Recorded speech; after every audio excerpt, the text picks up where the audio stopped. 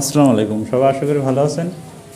আজকে আপনাদেরকে যে বিষয় নিয়ে আলোচনা করব, আমাদের এখানে একটা ছেলে আছে, এই দেখুন, এর নাম হচ্ছে রাকেশ। এ হচ্ছে হিন্দু, রাকেশ মণ্ডল।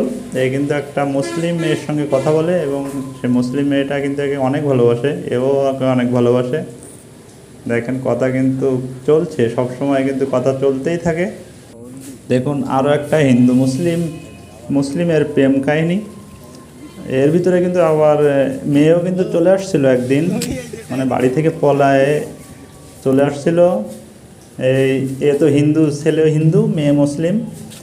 মনে করেন খুবই ভয় পাইছিল, তাই আবার গোপনে আপনার এর মানে মা বাবার কাছে ফোন দিয়ে আবার ফেরাই দিয়েছিল মেয়েকে। মেয়েকে এসে নিয়ে গেছিল বাস স্ট্যান্ড থেকে, অনেক দূরে কিন্তু চলে আসছিল। এ নিয়ে কিন্তু অনেক কাহিনী আছে। আবার এ কিন্তু আপনার মুসলিম হতে যাচ্ছে।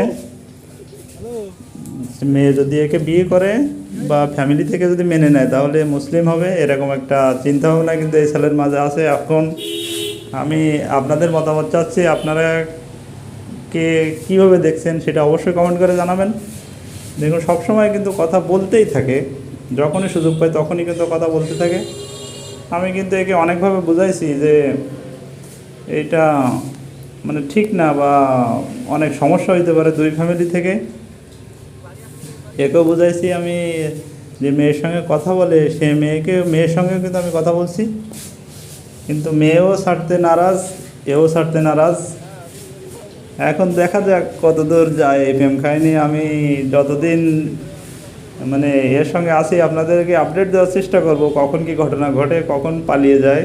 যাই হোক, সবাই ভালো থাকবেন, সুস্থ থাকবেন। আমার ভিডিওটা ভালো লাগলে অবশ্যই একটা লাইক করে দিবেন। আল্লাহ হাফেজ।